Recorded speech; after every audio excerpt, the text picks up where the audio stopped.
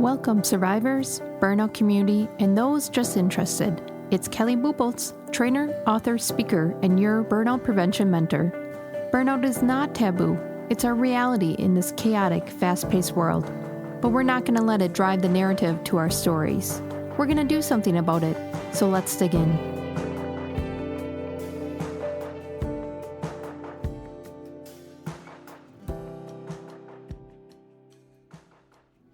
As a continuation from the physical collapse vlog, I want to talk about the recovery journey. And again, this is going to be just formed around the physical collapse. In future vlogs, I'll be talking about the cognitive, emotional, and relationship factors that went into my burnout collapse. But the physical was the big portion. The physical was the thing that took me out. The physical thing was the thing I had to recover for the other factors to start to get better too. If we aren't already connected, make sure that you subscribe and follow so you can follow along the story and also get tools and techniques to move from this blah zombie mode and back to liveliness. Now, what's interesting about the physical side of burnout is it's very specific to your condition, your lifestyle, and where you were at before that point. So I do want to premise this video that I am not a doctor. I will just be talking about my specific experiences with not only the tests that kind of brought clarity to my condition, but the recovery steps to get me better. It's very specific to the bio in my body. So make sure that if something is resonating with you, that you're still utilizing medical care as you continue this forward. I also do want to premise this that a lot of this recovery was done holistically, and there are some factors of holistic health, such as herbals and tinctures, that if you have behavioral health disorders and you're taking medication for that they can disrupt your medication and actually cause side effects. So make sure, again, you're seeking medical help along this journey. I just wanted to bring awareness to some of the steps that are in your control, and anything more than that, please make sure that you're getting assistance.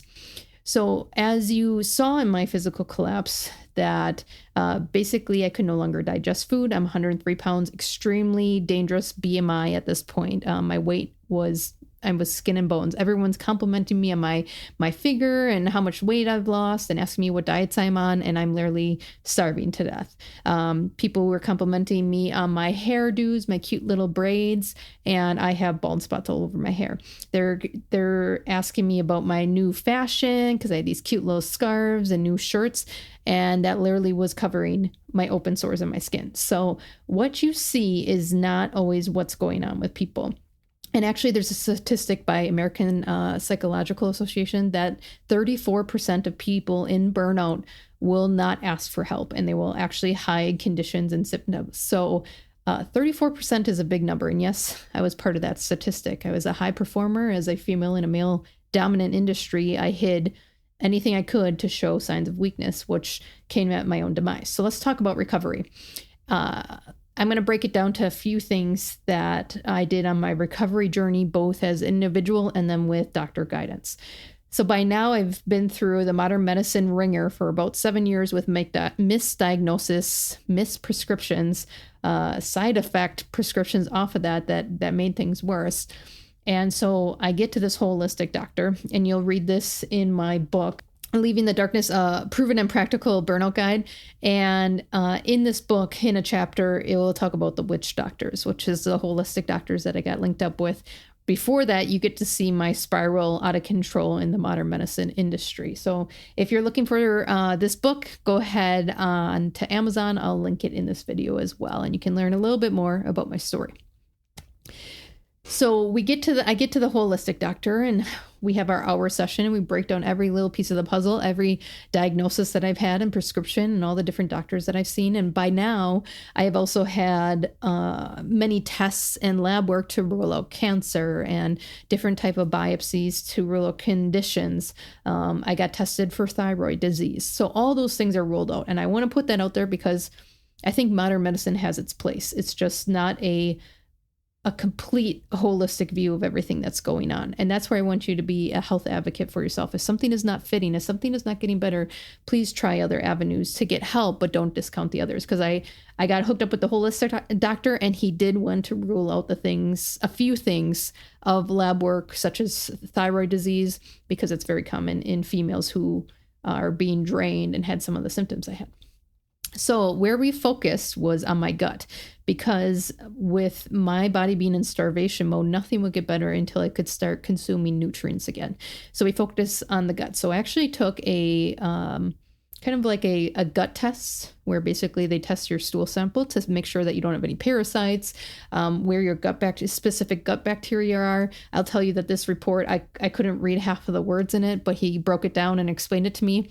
And really the premise of that report, what I got out of it was I didn't have any stomach acid. So every time I ate, that food sat in my stomach. It had no really way to break down. So it was giving me stomach aches, which is why my body would want to throw it up. If anything did get to my gut, my bacteria was so off, it also did not know how to absorb nutrients or break it down. So that's why I was getting sick in my gut. And then, of course, because I'm so hungry and my body's just craving any kind of nutrients, I would get bloat. So I would get like a big pregnant belly every time that I ate. So it hurt to eat. I was either throwing up when I ate or I had big bloat belly.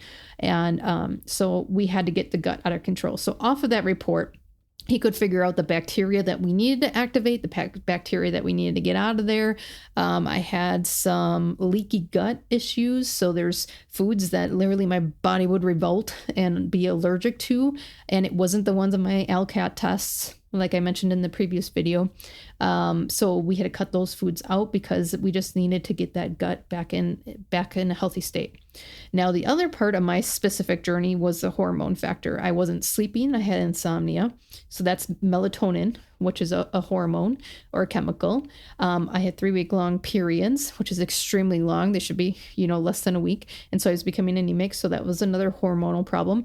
And then there was factors that were stressing my heart and my liver out. Again, hormonal factors, because my liver wasn't detoxing all these hormones and toxins out on a regular cycle. So I also took a hormone test. So we got some of my gut stuff figured out, and then we let that play out. We took one variable at a time, and the focus was on getting my gut up and running so I could eat food. Now, the hormone thing wasn't going to be fixed, but we didn't want to have all these variables in play at once. So as the gut was healing, as I was taking these tinctures and herbals, as I had this restricted diet of basically liquid foods, so my body could easily digest it, get some nutrients, start working again, start activating it like a factory that's slowly starting up again. I even had to take tinctures, which is like this really, I don't know, it tastes like a really bad shot of vodka type of thing. I had to take tinctures before I ate so that my stomach acid started up, and it was like, ooh, what's this? Interesting. And my stomach would start to produce acid so I could eat. And I still do that in stress times, take tinctures before I eat to start my stomach acid. So there's very critical things I had to do, procedural things before I ate. And then there was just restricted diet. So no gluten, no high sugar foods, very small meals. So I could eat, more frequent meals, but they had to be small because my digestive system had to start up again. It couldn't digest big meals. Now, that's the gut side. Once we started getting that going, in a future appointment, we added the hormone stuff. And so I took a hormone test. Again, it's a couple $100 test, but it gave me everything that I needed to show, specific to Kelly's chemicals and hormones, where she's at. And basically what it came out is my liver is not detoxing these hormones out, so they're getting all clogged up. And how the doctor put it is, in layman terms, is how I explain it. It's like putting your hormones through a clogged coffee filter.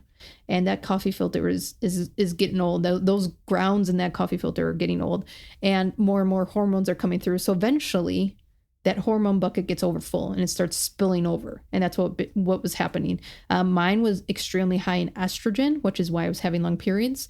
The other thing that was coming out with that is people who are high in estrogen for long periods of time, like their body is not cycling it out or it's overproducing estrogen, they can be very prone to breast cancer. So other side effect ailments of burnout. And I'm just putting that out there, not as a scare tactic, but just to emphasize why it's so important we need to take care of ourselves, because there's so much that can go wrong when we don't take care of this temple. So some things we did with the hormones is herbals and tinctures specific to the chemicals and hormones I either had to start decreasing or increasing. So for example, I had really low progesterone, and that was allowing more room for estrogen to be produced.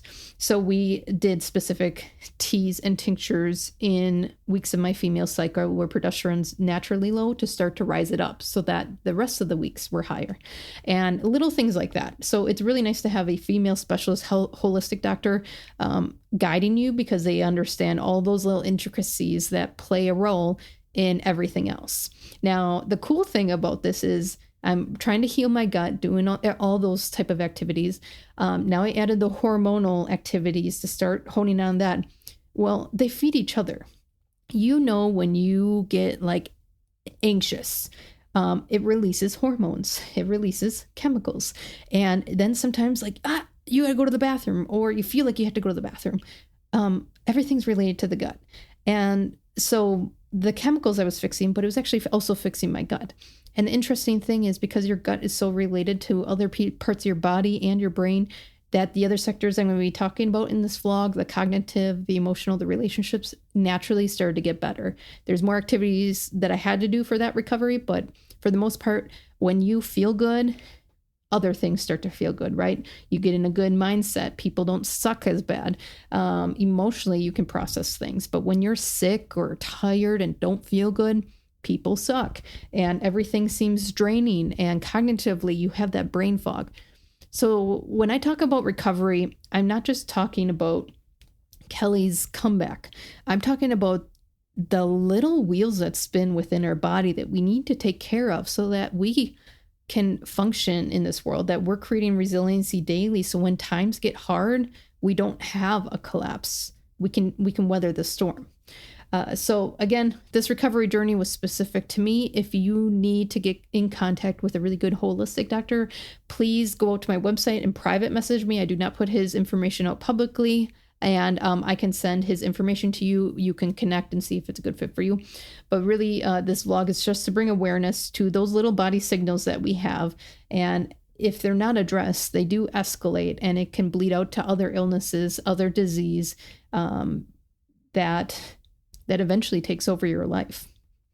And if my recovery journey can teach you anything, it's that your energy is power. And if you can stay intentional and follow the energy and come back here for more tips and techniques, or share this out so people feel a little less alone, then this world doesn't seem so exhausting, that you can stop creating this battle in reality and you can start embracing it.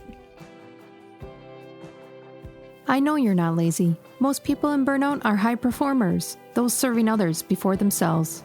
Don't discount this step today, the action in which you focus on your self-growth. Piecing together the puzzle is half the journey. Rediscovering yourself, energy, and establishing new habits is the other. Do not underestimate the untapped inner strength inside you. Explore more resources on my website to move from zombie mode back to liveliness. See you soon.